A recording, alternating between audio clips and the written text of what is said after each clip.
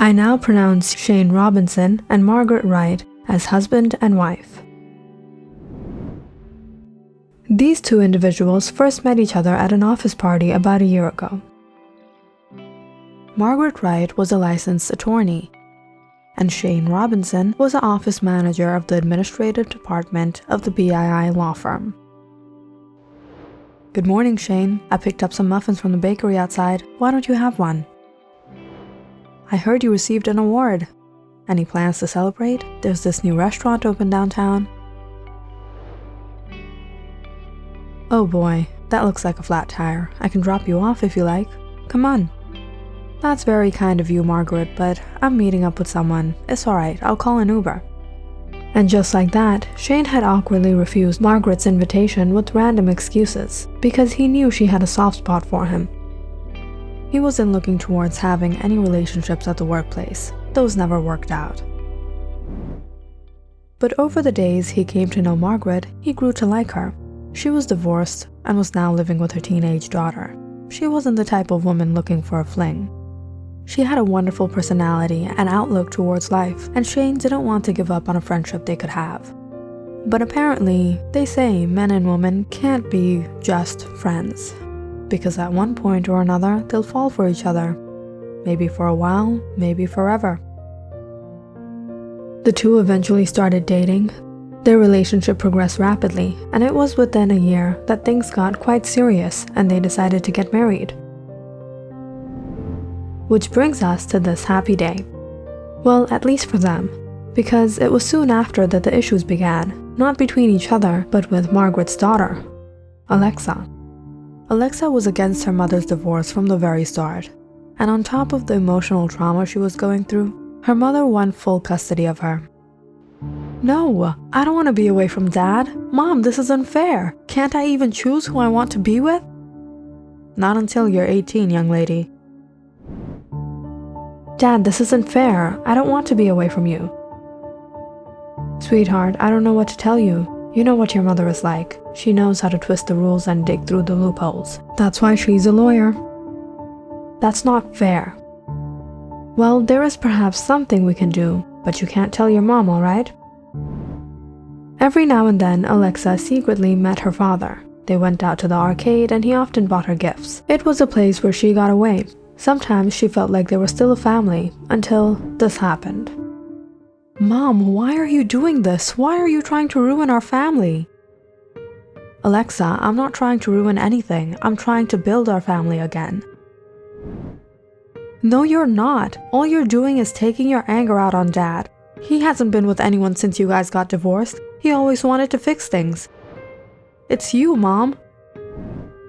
"Alexa, you're too young to understand any of this. All I'm asking is for you to cooperate." "No, Mom, you don't even realize what you're doing. What do you have against Dad? You think you're too good for him? That's why you're marrying that loser now?" "Alexa, I don't want to hear another word. That man that you're calling a loser is far better than your father, and the sooner you realize it, the better." After the marriage, Margaret wished for Shane to move into her house, since Shane was renting an apartment at the time, and Alexa didn't like the matter at all. She texted her boyfriend Jack, the only person who understood her. "She took me away from my dad, and now she thinks she'll replace him? Well, there's nothing you can really do about it. Don't think about these things. Let's meet at the ice cream parlor. You really need to cool down. Alexa, Shane is moving in with us. I know you're not happy about this, but the least I want for you is to be respectful. Shane will be here any moment. If there's a male equivalent of a gold digger, that's him." "Calm down. Your mom's not going to like hearing that." "Sweetheart, I know this change is difficult for you, but I promise you with time, once you get to know Shane, you'll like him." "Alexa, are you even listening to me? She's over here screaming at me now. I just can't take this anymore." "Alexa, put down those headphones. We need to have a talk." "Alexa?"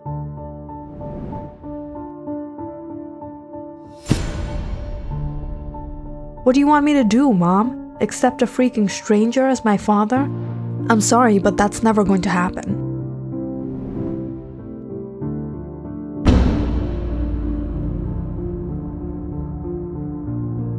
Alexa barely spoke to Shane or to her mother for more than 2 weeks. She went to school and back and stayed locked up in her room. Who does she text all the time? It's a boy from school, Jack. They've been dating. Dating or just a bad influence? Shane could see the girl hurting inside. She needed someone mature to speak to, so he decided to take the matter in hands himself.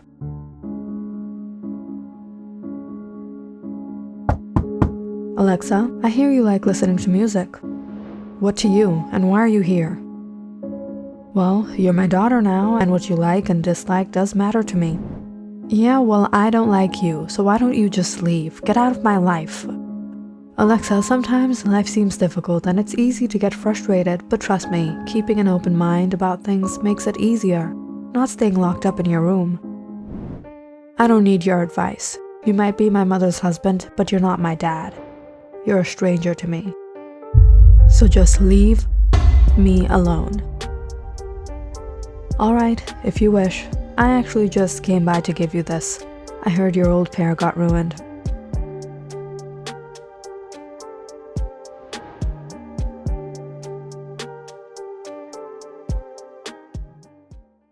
The next morning, Alexa came down for breakfast. She helped out her mom in the kitchen. She even passed the butter across the table to Shane.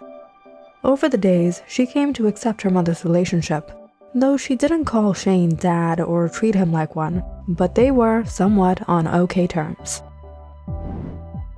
Mom's been trying to make me do things with this loser. No way. Maybe you should get to know him. He's your stepdad. He means nothing to me. I wish I could just erase his existence. I hate him. You want to hear a crazy idea?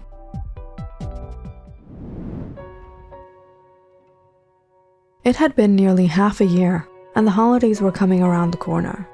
Margaret and Shane had some family plans to go out to the countryside and bring back a special pine tree for their first Christmas together. Baby, we're bringing the Christmas tree back. How can you not want to go? It's a tradition. The tradition we used to follow with Dad, not Shane. You ruined Christmas, Mom. It's been horrible for the past 5 years, and now you're making it worse. I'm not going. Alexa, you're crossing the line, young lady. I didn't say for you not to go. Go do whatever you want. It's not like my opinion matters to you anyways. Shane, do you see this girl? What am I going to do? You don't think it's because of that boyfriend of hers? That kid is supporting her, giving her confidence to behave like this. Jack? Well, I don't know. There's no point of creating another issue with that. I don't want her sneaking out now.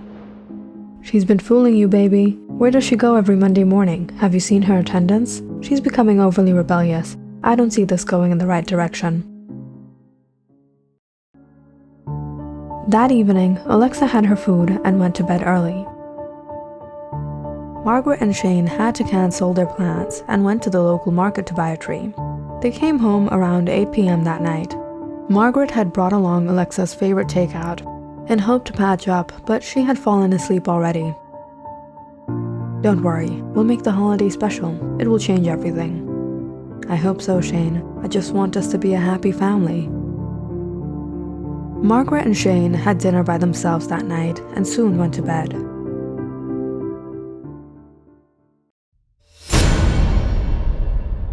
However, it was sometime in the middle of the night that they woke up having severe pain in their stomach. Alexa woke up frightened by the sound of the ambulance sirens.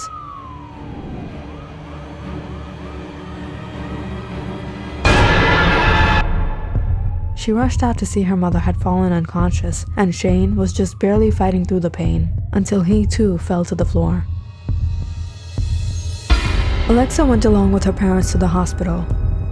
She was devastated by everything that was going on already, and to make it worse, police showed up. Doctors, what is the case? It seems that they were poisoned. I'm not sure if they'll survive. Their daughter came in with them a few hours back.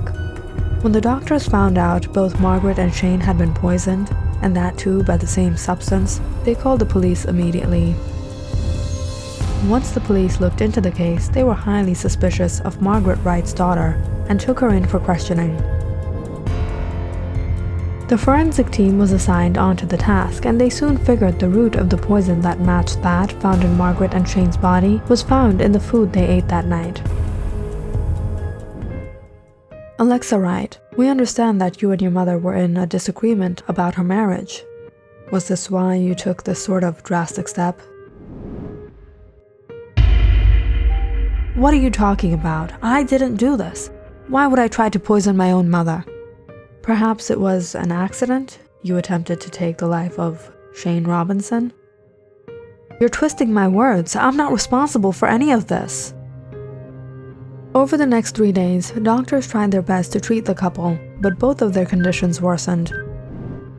Margaret's more so.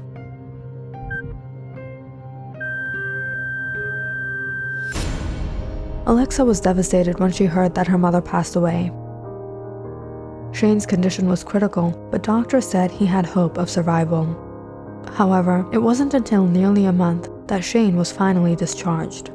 While both her guardians were in the hospital, Alexa's biological father had taken her custody.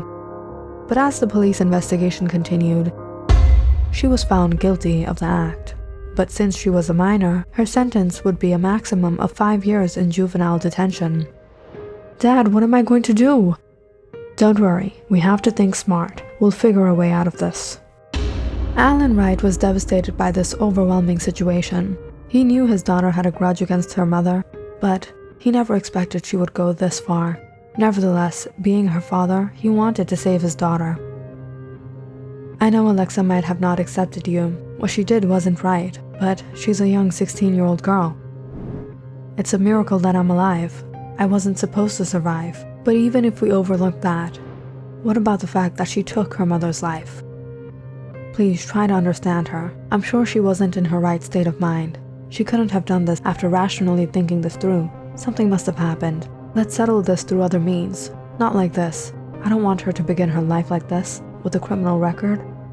Alan went to meet Shane and speak to him up front to plead on behalf of his daughter. Shane was reluctant at first, considering that Margaret had lost her life. But after it all, on the day they stood in court, Shane chose to be a greater man, forgiving his stepdaughter. Your Honor, Alexa may not be my biological daughter, but I still think of her as my own. I forgive her for what she's done. Perhaps her mother and I overlooked some things. Maybe she was suffering from a mental disease that we didn't heed to. I blame this on myself for the lack of proper parenting and proper health care for this child.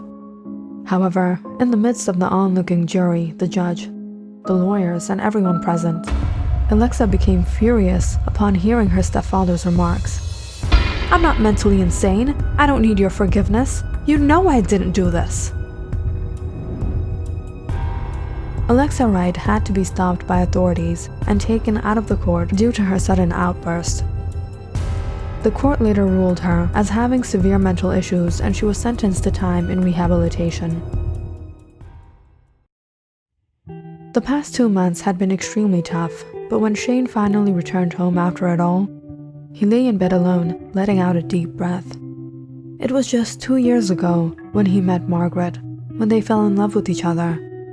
When he married her and came to this house, every single thing that happened according to plan, using Margaret's vulnerability to gain all this wealth that would last his life, a lavish house, and of course all this sympathy he now got. All for 2 years of enjoying a woman and 1 month of suffering poison was a good bargain, at least for him. Of course it wasn't Alexa, but that spoiled brat deserved just what she got. That night, when they returned home, it was Shane who had poisoned himself and Margaret. Shane had researched this to quite an extent, and it was a foolproof plan. He gave a lethal dosage to his beloved wife, and for himself, just the right amount for him so that he would survive after it all. And as he expected, doctors treated him back to health, while Margaret passed away by his side, and Alexa was rotting in rehab labeled insane, so she wasn't coming back to inherit anything anytime soon. Now all this was his, no worries for life. I almost killed myself, but it was totally worth it.